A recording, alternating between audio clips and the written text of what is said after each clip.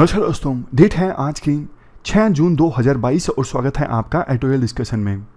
सबसे पहले तो देखो ये बताइए कि आपका एग्ज़ाम कैसे हुआ, और जिन्होंने नहीं दिया, जो 2023 में या फिर 2024 में लेंगे, आप बताइए आपको पेपर देख के कैसे लगा। देखो पेपर ना काफ़ी ज़्यादा फैक्चुअल था, मतलब फैक्ट्स पे यूपीएससी ने काफ़ी ज़्यादा फोकस किया, और फैक्ट्स में भी आईआर पे इस बार फोकस काफ़ी ज़्यादा है। इस बार यूपीएससी ने एक नया एक्सपेरिमेंट भी किया।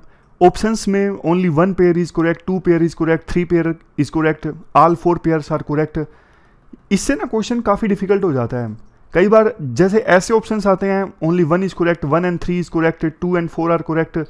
एलिमिनेशन से कई बार ये हो जाते हैं, बट सीधा ये बता दिया कि एक पेयर सही है या 2 सही है या 3 सही है। क्वेश्चन अटेम्प्ट करना थोड़ा डिफिकल्ट हो जाता है। खैर, आगे हम समय लेके डिटेल से डिस्कस करेंगे क्वेश्चंस के ट्रेंड पर, बट फिलहाल जिन लोगों के अच्छे मार्क्स बन रहे हैं उनको बहुत बहुत कंग्रेचुलेशंस। लेकिन देखो वो लोग जिनके अच्छे मार्क्स नहीं बन रहे हैं, अब मैं क्या बोलूँ। देखो जैसे ही पेपर होता है ना, सारे कोचिंग सेंटर्स लग जाते हैं कीज़ रिलीज़ करने में, ये बोलने में कि जो हमने पढ़ाया वहाँ से क्वेश्चंस आए। लेकिन ऐसी सिचुएशन में ना वो लोग छूट जाते हैं जिन्होंने बहुत ज़्यादा मेहनत की लेकिन उनके अच्छे मार्क्स नहीं बन पा रहे हैं। उनको कैसे फील होता है ना, ये सिर्फ वही समझ पाता है जो उस दौर से गुजरा होता है, जिसने ऐसी सिचुएशन देखी होती है। तो देखो आप लोगों को ना मैं यही बोलना चाहता हूँ, सोचने से ज़्यादा कुछ नहीं होगा, एक्शन से होगा।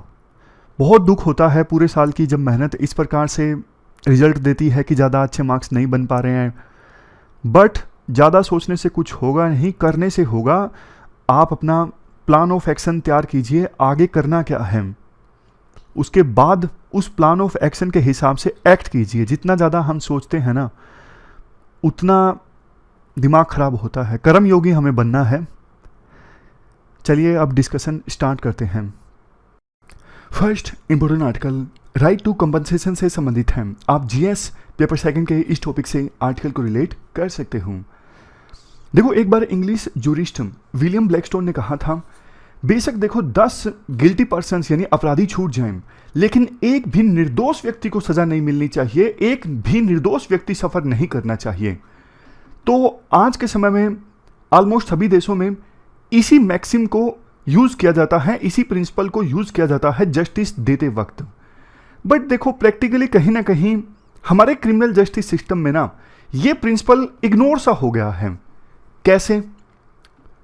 हमारे देश में ना 2020 में अंडर ट्रायल पॉपुलेशन के मामले में इंडिया की रैंक थी 15 आउट ऑफ 217 कंट्रीज, यानी 15वें नंबर पे हमारे देश में सबसे ज्यादा अंडर ट्रायल थे 2020 में। डेटा ये कहता है, नेशनल जुडिशियल डेटा ग्रिड का 30.8 मिलियन क्रिमिनल केसेस पेंडिंग है देश की डिस्ट्रिक्ट कोर्ट्स में, और जिसमें से 8.05 मिलियन केसेस तो देखो ऐसे हैं जो 5 साल से ज़्यादा के लिए पेंडिंग है। कोई 6 साल से पेंडिंग है, कोई 7 साल से, कोई 8 साल से। तो सोच के देखिए, जितने सेशन कोर्ट लेवल पर केसेस पेंडिंग है ना, उसमें से 25% क्रिमिनल केसेस तो 5 साल से अधिक समय से पेंडिंग है। इसके बाद एक एनसीआरबी यानी नेशनल क्राइम रिकॉर्ड ब्यूरो का डेटा है 2020 का। 2020 दिसंबर में हमारे देश में टोटल प्रिजनर्स पता कितने थे? 4,88,511, जिसमें से 76.1% तो अंडर ट्रायल थे, यानी 3,71,848। अंडर ट्रायल लोग वो लोग होते हैं देखो जिन पर अभी चार्जेस साबित नहीं हुए हैं। इस वजह से जो आरोपी है केस में वो अभी जुडिशियल कस्टडी में हैं, तो ये लोग होते हैं अंडर ट्रायल। लॉ कमीशन ने देखो अपनी 277वीं रिपोर्ट में कहा था, जिसका नाम था wrongful prosecution miscarriage of justice legal remedies 2018।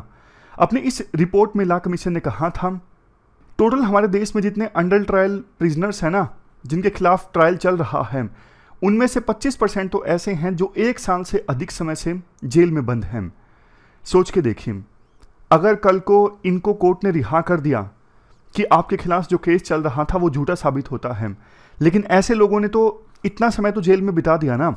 और कई बार तो ऐसा होता है कि लोकल जो सेशन कोर्ट होती है, डिस्ट्रिक्ट कोर्ट, वहां से तो सजा मिल जाती है, कन्विक्शन हो जाता है, लेकिन आरोपी बाद में केस फाइल करता है, अपील फाइल करता है हायर कोर्ट में और हाई कोर्ट से बरी होकर आ जाता है, तो सोच के देखिए उसने कितना समय जेल में बिता दिया होगा। तो देखो ऐसे लोग जो बिना किसी गलती के इतने इतने साल जेल में बिता देते हैं, स्टेट की कमियों की वजह से, किसी और की झूठी कंप्लेंट की वजह से, क्या ऐसे लोगों को कुछ कंपनसेशन नहीं मिलना चाहिए? मिलना चाहिए। क्या हमारे देश में कोई अभी कानून है जो कि ऐसे लोगों को कंपनसेशन दिलवाए जिनको झूठा फंसाया गया है या फिर जिन्होंने बिना किसी गलती के इतना इतना समय जेल में बिता दिया? देखो कानून तो नहीं है, लेकिन CRPC 1973 सेक्शन 358 ये बोलता है 100 रुपये दिए जा सकते हैं अगर किसी पर्सन को गलत ढंग से अरेस्ट किया गया है, और वो 100 रुपये भी वसूले जाएं उस पर्सन से जिसकी झूठी कंप्लेंट के बाद उस पर्सन को गलती से अरेस्ट कर लिया गया। तो 100 रुपये देखो 1973 के हिसाब से तो बड़ी रकम हुआ करती थी, लेकिन आज के हिसाब से तो 100 रुपये कुछ भी नहीं है। बहुत बार देखो ऐसा भी होता है कि कोर्ट्स जो हैं वो आदेश देती हैं कंपनसेशन देने का। जैसे नंबी नारायण हैं, वो साइंटिस्ट है ना इसरो के, जिनको झूठा फंसाया गया था, उनको कंपनसेशन देने का ऑर्डर दिया कोर्ट ने। तो कोर्ट्स दे सकती हैं आदेश कि जिसको झूठा फंसाया गया है उसको कंपनसेशन दी जाए। वैसे protection of human rights act 1993 है, ये भी NHRC को यानी नेशनल ह्यूमन राइट्स कमीशन को एम्पावर करता है कि वो illegal detention, wrongful conviction, jail में बंद रखना, ह्यूमन राइट्स का वायलेशन, इन केसेस में विक्टिम्स को कंपनसेशन देने का ऑर्डर दे सकता है। लेकिन देखो कोई एक ना कानून होना चाहिए प्रॉपर और यूनिफॉर्म ढंग से, बिना मांगे, मतलब कानून ऐसा होना चाहिए कि जिसको झूठा फंसाया गया है, जितने दिन जेल में बंद करके रखा गया बिना गलती के, उसको जितने दिन जेल में वो रहा गलती से, बाद में बरी हो गया, उस हिसाब से उसको यूनिफॉर्म कंपनसेशन मिलना चाहिए, बजाय इसके कि डिस्क्रिशन हो। कई बार कोर्ट कंपनसेशन का आदेश दे दे, कई बार ना दे, ऐसा नहीं होना चाहिए। और देखो राइट टू कंपनसेशन अलग अलग इंटरनेशनल कन्वेंशंस में इसका प्रोविजन है।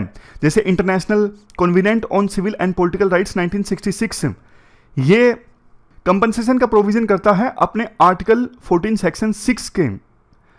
आर्टिकल 14 सेक्शन 6 किसका है? इस कन्वेंशन का है, international covenant on civil and political rights. इसमें है right to compensation for wrongful conviction. इसके अलावा आर्टिकल 5 सेक्शन 5 ये है European convention for the protection of human rights and fundamental freedom. ये भी कंपनसेशन फॉर रॉन्गफुल अरेस्ट का प्रोविजन करता है। मतलब पॉइंट ये है, जो इंपॉर्टेंट इंटरनेशनल कन्वेंशंस है ना, उनमें रॉन्गफुल अरेस्ट के लिए या फिर रॉन्गफुल कन्विक्शन के लिए कंपनसेशन का प्रोविजन है, और होना भी चाहिए। क्योंकि देखो जो बिना गलती के जेल में समय बिताता है ना, ये आर्टिकल 21 के अगेंस्ट है। आर्टिकल 21 है राइट टू डिग्निफाइड लाइफ का, और इवन आर्टिकल 22 के भी अगेंस्ट है। आर्टिकल 22 है protection against arbitrary arrest and illegal detention. Second चीज, जो पर्सन बिना गलती के जेल में समय बिताता है उसकी साइकोलॉजी पर कितना नेगेटिव इंपैक्ट पड़ता है, कितना ट्रॉमा वो फेस करता है, इसकी कल्पना करना मुश्किल है। तीसरा, देखो उसने जेल में समय बिताया बिना गलती के, तो कितनी सारी अपॉर्चुनिटीज खो गई। मान लीजिए 1 साल में वो जेल में रहा, 1 साल में वो बहुत पैसा कमा सकता था, 1 साल में वो बहुत एजुकेशन कमा सकता था, तो उसका कितना लॉस हो गया, समझ गए। तीसरा पॉइंट, जेल में समय बिताने से उसके परिवार का रेपुटेशन जो है समाज में वो खराब हुई। मतलब बाद में बेशक देखो बरी हो जाए कोई, लेकिन समाज में रेपुटेशन खराब होती ही है। हमारा समाज क्रूर है, आपको भी पता है। पांचवा, अगर कंपनसेशन का प्रोविजन होगा ना, तो रॉन्गफुल कन्विक्शन होने कम हो जाएंगे। जैसे कितनी हैरानी की बात है, IT एक्ट का सेक्शन 66A ये सुप्रीम कोर्ट ने स्ट्राइक डाउन कर दिया, लेकिन नीचे वालों को अभी भी पता नहीं है। अभी भी कभी कभार ऐसी खबरें आती हैं कि पुलिस जो है किसी को गिरफ्तार कर रही है इस सेक्शन के अंतर्गत। सोच के देखिए, मतलब कानून हट चुका है फिर भी पुलिस उसी कानून के तहत गिरफ्तार कर रही है। तो ऐसे केसेस आने कम हो जाएंगे जब राइट टू कंपनसेशन का प्रोविजन होगा। इसके बाद देखो फाइनली राइटर ये सजेस्ट करते हैं कि पार्लियामेंट को ना एक कानून बनाना चाहिए ला कमीशन की 277वीं रिपोर्ट के अनुसार, जिसमें यूनिफॉर्म कंपनसेटरी फ्रेमवर्क का प्रावधान हो। मतलब कंपनसेशन प्रोवाइड करने का क्या प्रोसीजर होगा, कितना अमाउंट दिया जाएगा, क्या कंडीशंस देखी जाएंगी, सब कुछ कानून के अंदर मेंशन होना चाहिए। और इसके बाद हर एक डिस्ट्रिक्ट में एक स्पेशल कोर्ट क्रिएट की जाए जो इन क्लेम्स को देखें, ताकि क्लेम संबंधित जो मामले हैं उनका समाधान जल्द से जल्द हो सके। और देखो कंपनसेशन ना दोनों तरह की होनी चाहिए, पिक्यूनियरी भी और नॉन पिक्यूनियरी भी। पिक्यूनियरी कंपनसेशन तो जिसे देखो आप मेजर कर सकते हो, जैसे कितना इकोनॉमिक लॉस हुआ है, कितने वेजेस का लॉस हुआ है, वो आप मेजर कर सकते हो। लेकिन कितनी मेंटल हरासमेंट हुई है वो है नॉन पिक्यूनियरी कंपनसेशन। कितना ट्रामा फेस किया है विक्टिम ने, उसके लिए भी कंपनसेशन का प्रावधान होना चाहिए। नेक्स्ट सजेशन, एनजीओज को भी प्रोएक्टिव रोल प्ले करना चाहिए, इसका भी प्रोविजन होना चाहिए कानून में, ताकि एनजीओज विक्टिम्स की हेल्प कर सकें कोर्ट से कंपनसेशन क्लेम लेने में। और कई बार देखो ऐसा होता है कि विक्टिम की तो डेथ हो गई, तो फिर विक्टिम के जो परिवार वाले हैं ना, उनको उस कंपनसेशन का लाभ मिलना चाहिए। चौथा पॉइंट, जो लॉ इन्फोर्समेंट ऑफिशियल्स है ना, उनको ट्रेन किया जाए ताकि वो अंधाधुंध अरेस्ट ना करें, सोच समझ के अरेस्ट करें। उन्हें पता होना चाहिए कि किसी की जिंदगी पूरी बर्बाद हो सकती है, आप इस प्रकार से गलत तरीके से किसी को अरेस्ट कर रहे हो, तो लॉ ऑफिशियल्स को अच्छे से ट्रेन करना जरूरी है। पांचवा पॉइंट, आप क्रिमिनल जस्टिस सिस्टम को रिफॉर्म करो, जो केसेस की पेंडेंसी है ना उसे कम करो। बात हर साल होती है, केसेस की पेंडेंसी बढ़ती जा रही है। आपने भी, अगर आप कई साल से तैयारी कर रहे हो, आप ये इशू बार बार सुनते रहते हो, क्या सच बताइए, ऑनेस्टली बताइए, कभी आपने कभी देखा या सुना कि ठोस कदम लिए हों जुडिशरी ने या फिर एग्जीक्यूटिव ने केसेस की पेंडेंसी को कम करने के लिए? मुझे तो ऐसा लगता है सिर्फ बातें करके छोड़ देते हैं। इस चीज को एड्रेस करने के लिए ना एक्शन तो कभी नहीं देखा, तो एक्शन लेना जरूरी है। ये सजेशंस राइटर अपनी तरफ से देते हैं। तो ये पूरा आर्टिकल हमने डिस्कस किया राइट टू कंपनसेशन का। चलते हैं आगे। इसके बाद नेक्स्ट आर्टिकल IPEF। IPEF यानी Indo Pacific economic framework for prosperity. देखो हाल ही में जब क्वाड की मीटिंग हुई थी ना, तो उस समय ये नया पार्टनरशिप कह लीजिए, फ्रेमवर्क कह लीजिए, इमर्ज होकर आया था। आप GS पेपर 2 के इस टॉपिक से आर्टिकल को रिलेट कर सकते हो। कौन कौन से देश एक साथ आए हैं इस नए इंडो पैसिफिक इनिशिएटिव के लिए? देखो इसमें ना अभी 14 देश हैं। मैं आपको याद करवा देता हूं ताकि आपको ज़्यादा ना दिमाग ना लगाना पड़े याद करने में। एक पहले ना पार्टनरशिप एग्रीमेंट साइन हुआ था, RCEP। उसमें ना 10 तो आसियान के कंट्रीज थे, 3 ये थे ऑस्ट्रेलिया, न्यूजीलैंड, इंडिया, 3 और थे चाइना, जापान, न्यूजीलैंड। 16 देश होने थे, लेकिन इंडिया ने एन मौके पर हाथ पीछे खींच लिए थे, तो RCEP में फाइनली हुए 15 देश। लेकिन IPEF में ना कौन से देश हैं आप ऐसे याद कीजिए। इन 15 देशों में से ना कुछ देशों ने हाथ पीछे खींच लिए। जैसे ये जो इनिशिएटिव है, एक प्रकार से कुछ लोग बोल रहे हैं चाइना के ही अगेंस्ट हैं, तो चाइना तो है नहीं। चाइना के जो चेले हैं आसियान में वो भी नहीं आएंगे। लाओस, कंबोडिया, ये सब चाइना के चेले हैं। प्लस में म्यांमार का इंक्लिनेशन चाइना की तरफ ज़्यादा भी है, और म्यांमार में फिलहाल मिलिट्री का कू है। तो इन रीजन्स की वजह से ये 4 देश इस इनिशिएटिव में नहीं है IPEF में। लेकिन कुछ नए आ गए, जैसे इंडिया, US, एक बनने के बाद सीधा फिजी भी आ गया। तो टोटल 14 देश हो गए IPEF में। तो ये दोनों में कंपैरिजन करके आपको ना कंसेप्ट वाइज चीज़ें याद हो जाएंगी, तो फिर याद नहीं करना पड़ेगा। इसके बाद राइटर बोलते हैं, देखो जब क्वाड की मेंबर कंट्रीज की मीटिंग ऑर्गेनाइज हुई ना, समिट हुआ, एकदम से ये नया इनिशिएटिव इमर्ज होकर आ गया IPEF। पहले इसकी कोई खास चर्चा नहीं थी, लेकिन आज के राइटर बोलते हैं ऐसा नहीं है। IPEF को लेके ना US में काफ़ी समय से चर्चा चल रही थी, वहाँ के कांग्रेस में भी चर्चा हुई थी। जो US के इंडस्ट्री लीडर्स हैं जैसे गूगल वगैरह, उनसे भी चर्चा की गई थी कि ये नया इनिशिएटिव हम लेके आने वाले हैं। तो अमेरिका में तैयारी चल रही थी इस इनिशिएटिव को लेके। और वैसे जब ओबामा राष्ट्रपति थे ना, तो बाइडेन उपराष्ट्रपति थे। तो ओबामा की एक पॉलिसी थी पिवट टू एशिया। ट्रंप बने तो उन्होंने इसको इग्नोर कर दिया। ओबामा एक इनिशिएटिव लेके आए थे, नई ऑर्गेनाइजेशन लेके आए थे, ट्रांस पैसिफिक पार्टनरशिप। ये देश थे ट्रांस पैसिफिक पार्टनरशिप में, लेकिन बाद में US ने अपने कदम खींच लिए थे। जैसे ही बाइडेन फिर से राष्ट्रपति बने, उन्होंने एशिया पर फोकस करना स्टार्ट कर दिया। इसके बाद राइटर थोड़ा सा ना क्रिटिकल है इस इनिशिएटिव के गोल्स को लेके। ये बोला गया लॉन्च के दौरान कि IPEF ये जो इनिशिएटिव है 4 पिलर्स पे फोकस करेगा: fair and resilient trade, supply chain resiliency, clean energy decarbonisation, और सबसे लास्ट में tax and anti corruption. Fair and resilient trade में क्या क्या आता है, मैं आपको एग्जांपल देता हूं। फेयर एंड रिजिलियंट ट्रेड में आता है, जैसे देखो, लेबर राइट्स का ध्यान रखना, इन्वायरमेंट का ध्यान देना। मतलब ट्रेड जो है वो फेयर होना चाहिए। अगर वर्कर्स को पैसा नहीं मिलेगा, इसका मतलब ट्रेड जो है फेयर नहीं है। तो इन सब चीज़ों पे ध्यान दिया जाएगा पहले पिलर में। राइटर कहते हैं देखो ये डिस्क्रिमिनेटरी प्रोविजन होगा डेवलप कंट्रीज का, फेयर एंड रिजिलियंट ट्रेड। देखो बहुत बार जो डेवलप कंट्रीज है ना काफी चालाकी करते हैं, ये ना डेवलपिंग कंट्रीज से माल इंपोर्ट करने से मना कर देते हैं। और रीजंस पता कैसे कैसे देते हैं, इस माल को बनाते वक्त जिस फैक्ट्री में बना ना वहां पे लेबर राइट्स का ध्यान नहीं रखा गया। लेबर राइट्स ऐसे डेवलप कंट्रीज में जैसे कानून है कि एक वर्कर एक दिन में 8 घंटे तक काम करेगा, इससे ज़्यादा नहीं। लेकिन डेवलपिंग कंट्रीज में मान लीजिए 9-10 घंटे काम करता है, तो इसका मतलब डेवलप कंट्रीज के हिसाब से लेबर राइट्स का उल्लंघन है। लेकिन WTO ने साफ तौर पे कह रखा है कि लेबर राइट्स अगर आपको देखने हैं ना तो आप अपने देश में कानून है वो मत देखो, आप इंटरनेशनल जो लेबर कन्वेंशन है ना वो देखो कि विभिन्न देश उसका पालन कर रहे हैं कि नहीं कर रहे हैं।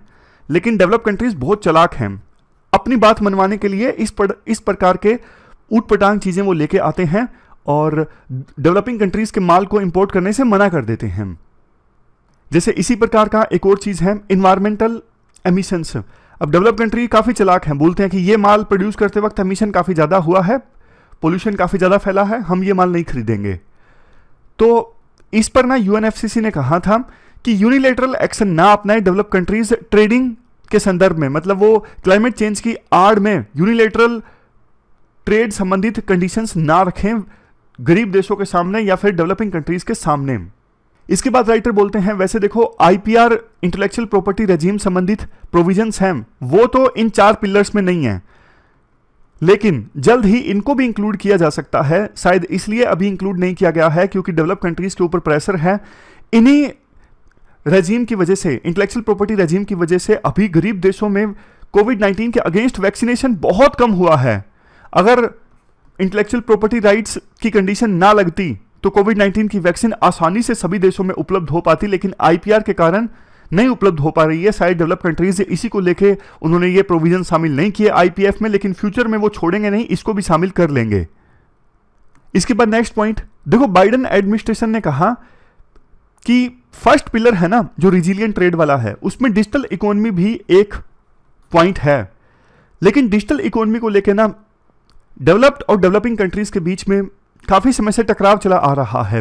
जैसे ये USA की फर्म्स हैं, फेसबुक, ट्विटर और अमेजोन, ये सारी इनके पास ना डेटा बहुत है। ये जैसे इंडिया में काम कर रही हैं, बहुत डेटा इकट्ठा करती हैं। तो इंडिया कहता है कि आप डेटा को यहां से लेके जाओ ना, कुछ प्रोसीजर्स का पालन करो, हमें भी एक्सेस होनी चाहिए। आपने इंडिया से डेटा इकट्ठा किया है तो इंडिया की सरकार का भी उस डेटा पे हक है। जो कंसेप्ट है डेटा सोवरेनिटी का, आप हमारे देश की जनता का डेटा इकट्ठा कर रहे हो तो इस देश की जनता का डेटा पर हमारा हक है। तो आप यहां से डेटा लेके जाओ, उससे पहले डेटा को यहां पे स्टोर करो। डेटा लोकलाइजेशन का जो कंसेप्ट है कि डेटा को लोकली आप स्टोर करके रखो, उसके बाद ले जाओ। तो ये सारी जो चीजें हैं ना, इनको लेके US और बाकी देशों के बीच में, US कहें या फिर जो डेवलप कंट्रीज हैं जिनकी ये बड़ी बड़ी टेक्नोलॉजिकल फर्म्स हैं, उनके बीच में टकराव चलता रहता है। तो ये भी मतलब एक ऐसा इशू है कि कैसे IPF मेंबर कंट्रीज इसको संभालेंगे, वो देखने वाली बात होगी। तो IPEF नए इनिशिएटिव को लेकर ये कंसर्न्स हैं जो राइटर इस आर्टिकल के माध्यम से शेयर करते हैं। अब हम चलते हैं अगले आर्टिकल की तरफ। अगला आर्टिकल देखो असिस्टिव टेक्नोलॉजी फॉर डिसेबल्ड से संबंधित है। आप GS पेपर 2 के इस टॉपिक से आर्टिकल को रिलेट कर सकते हो। देखो असिस्टिव टेक्नोलॉजी क्या होती है, जैसे कोई डिफरेंटली एबल्ड पर्सन हैं, कोई ऐसा है एग्जाम्पल के तौर पर जो देख नहीं सकता, मतलब कम दिखता है, कुछ एक ऐसे इशू फेस कर रहे हैं, मोबिलिटी संबंधित आसानी से मूव नहीं कर सकते। तो असिस्टेड टेक्नोलॉजी वो टेक्नोलॉजी होती है जो डिफरेंटली एबल्ड पर्सन्स की मदद करती है अपनी कैपेसिटी को इन्हेंस करने में। अब मान लीजिए कोई पर्सन सुन नहीं सकता, उसको सुनने की मशीन मिल जाए तो उसकी इंपावरमेंट हो गई ना, उसकी कैपेबिलिटी इन्हेंस हो गई, मशीन की सहायता से वो आसानी से सुन सकता है। तो ऐसी हर एक टेक्नोलॉजी को कहेंगे असिस्टेड टेक्नोलॉजी। अब असिस्टेड टेक्नोलॉजी में ना हर चीज़ आ जाती है, चाहे कोई सॉफ्टवेयर है, प्रोडक्ट है, इवन इंफ्रास्ट्रक्चर है, हर एक चीज़ असिस्टेड टेक्नोलॉजी में आ जाती है। तो वैसे देखो कायदे से जैसे वैक्सीन लगती है ना बच्चों को, उसी प्रकार से हर एक डिफरेंटली एबल्ड पर्सन को हक होना चाहिए असिस्टेड टेक्नोलॉजी पर, क्योंकि इतना तो मानवता कर ही सकती है, मानव सभ्यता डिफरेंटली एबल्ड पर्सन्स के लिए कर ही सकती है। कोई पर्सन क्यों डिफरेंटली एबल्ड हुआ, इस पर हर एक मतलब कई केसेस में जोर नहीं चलता। किसी का एक्सीडेंट हो गया, अब कोई जन्म से है, मतलब इन चीज़ों पर इंसान का बस नहीं चलता ना कई बार, लेकिन इतना तो इंसान कर सकता है अपने साथी डिफरेंटली एबल्ड पर्सन्स के लिए कि ये जो असिस्टेड टेक्नोलॉजी है ना उपलब्ध करवा दे। लेकिन देखो दिक्कत ये है बहुत कम लोग, यहाँ पर डेटा भी है, 90% लोग जिनको असिस्टिव टेक्नोलॉजी की आवश्यकता है ना, वो नहीं एक्सेस कर पा रहे हैं। और असिस्टिव टेक्नोलॉजी को हेल्थ सिस्टम में शामिल करना बहुत ज़्यादा ज़रूरी है अगर हम सस्टेनेबल डेवलपमेंट गोल्स के टारगेट को अचीव करना चाहते हैं। कौन से टारगेट? जो यूनिवर्सल हेल्थ कवरेज संबंधी टारगेट हैं।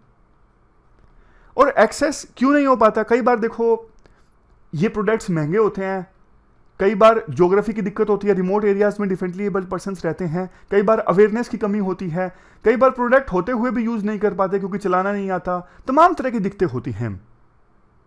बहुत बार तो देखो ऐसा भी होता है, जैसे आपने देखा होगा कैंप लगते हैं भाई, डिफरेंटली एबल्ड पर्सन्स को इंस्ट्रूमेंट्स वितरित किए, इस प्रकार के कैंप लगते हैं विकलांगों की सहायता हेतु। इससे देखो कई बार उनकी डिग्निटी भी खराब होती है। और ऐसे कैंप्स में ना बहुत बार खराब क्वालिटी के जो असिस्टिव टेक्नोलॉजी के प्रोडक्ट्स हैं ना, वो वितरित किए जाते हैं, अच्छी क्वालिटी के नहीं होते, तो उसकी आउटकम भी बेकार आती है। क्यों ना देखो सरकार इसे मैंडेटरी कर दे कि हाँ, जो डिफरेंटली एबल पर्सन डिमांड करता है उसे हम इस असिस्टिव टेक्नोलॉजी का प्रोडक्ट देंगे। इतना तो सरकार देखो कर ही सकती है डिफरेंटली एबल्ड पर्सन्स के लिए। तो ये हमने छोटा सा आर्टिकल डिस्कस किया असिस्टिव टेक्नोलॉजी से संबंधित। इसके अलावा देखो इसमें ना वैसे बहुत सारा डेटा है, डेटा काफ़ी डीप में जाके हैं, जो इंपॉर्टेंट है वो हमने डिस्कस किया। अब हम चलते हैं अगले आर्टिकल की तरफ। इसके बाद ना नेक्स्ट आर्टिकल इंडिया की फॉरेन पॉलिसी में इकोनॉमी के रोल से संबंधित है। टाइम्स ऑफ इंडिया का ये आर्टिकल है। देखो इस आर्टिकल की जो बातें हैं ना कहीं हम फॉरेन पॉलिसी से संबंधित क्वेश्चन आता है और ऐसे आता है, वहाँ पे भी इस्तेमाल कर सकते हैं। आपने देखा होगा आज के समय में इंडिया को ना काफ़ी सारे देशों के द्वारा लुभाया जा रहा है। जब यूक्रेन वार चला, कई सारे देशों के डेलीगेट्स इंडिया में आए, मिनिस्टर्स इंडिया में आए, और अभी भी ईरान के फॉरेन मिनिस्टर और इजराइल के फॉरेन मिनिस्टर दोनों इंडिया की यात्रा पर आने वाले हैं। यानी इंडिया डिमांड में है। बट देखो इंडिया की डिमांड क्यों बढ़ी है, हमें यह भी समझना होगा। हाल ही में ना जयशंकर, जो हमारे विदेश मंत्री हैं, एस जयशंकर, उनका एक इंटरव्यू वायरल हुआ काफ़ी ज़्यादा, जिसमें ना पत्रकार उनसे साइड लेने की बोल रहे थे, लेकिन वो मना कर रहे थे कि मैं साइड क्यों लूँ।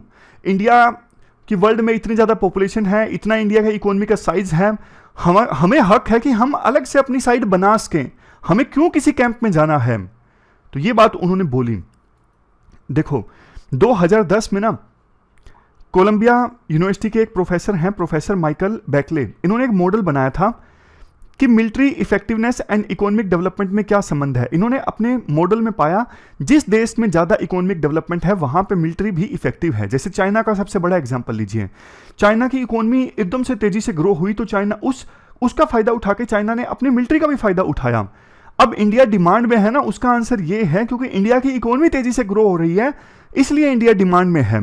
जैसे एक और एग्जांपल देखिए, 2008 में इंडिया ने यूएस के साथ न्यूक्लियर एग्रीमेंट साइन किया था, एनएसजी से उसके लिए वेवर मिला। लेकिन अब मेंबरशिप के लिए, मतलब उस समय जब वेवर मिला था तो चाइना ने कुछ नहीं बोला था। उस समय चाइना की इकोनॉमी का साइज इंडिया की इकोनॉमी साइज से 2 गुना बड़ा था। लेकिन अब चूंकि चाइना की इकोनॉमी का साइज 5 गुना बढ़ चुका है, तो अब चाइना विरोध कर रहा है कि नहीं, हम इंडिया को एनएसजी की मेंबरशिप नहीं लेने देंगे। बेशक 2008 में वेवर मिल गया था फ्यूल के लिए। तो ये दर्शाता है इकोनॉमी कितनी ज्यादा इंपॉर्टेंट है। चाइना की इकोनॉमी जैसे ही बढ़ी, चाइना के नखरे स्टार्ट हो गए, चाइना ने उसको लिवरेज के तौर पे इस्तेमाल करना स्टार्ट कर दिया। अब कुछ एक्सपर्ट बोलेंगे कि देखो वैसे भी इकोनॉमी का साइज कितना ही बढ़ जाए, 4% ऑफ जीडीपी खर्च करती है इंडिया, आगे भी खर्च करेगी ना। तो राइटर कहते हैं 4% है ना, अगर मान लो साइज बढ़ गया, मान लीजिए एक तो देखो 1 लाख का 4% है, एक 10 लाख का 4% है, तो मतलब देश की इकोनॉमी का साइज बढ़ता है तो परसेंटेज बेशक उतना ही रहे डिफेंस का, लेकिन बेस तो बढ़ गया ना। पहले 1 लाख करोड़ की मान लीजिए इकोनॉमी थी, अब 10 लाख करोड़ की इकोनॉमी हो गई, तो ज्यादा पैसे होंगे ना डिफेंस के लिए, ये फायदा होगा। तो इसलिए इकोनॉमी पे सरकार फोकस करे। इकोनॉमी सब कुछ है। इकोनॉमी अगर देश की तेजी से ग्रो होती है, साइज इंक्रीज होता है, तो बाकी देश हमें पूछेंगे, जिसका इंडिया लीवरेज के तौर पे इस्तेमाल कर सकता है। फॉरेन पॉलिसी अच्छी हो सकती है। अगर इकोनॉमी का साइज खराब है तो कोई नहीं पूछने वाला है, फिर इंडिया डिमांड में नहीं रहेगा। तो ये पूरा आर्टिकल हमने डिस्कस किया। हमारी आज की डिस्कशन में इतना ही है। Thank you very much for discussion.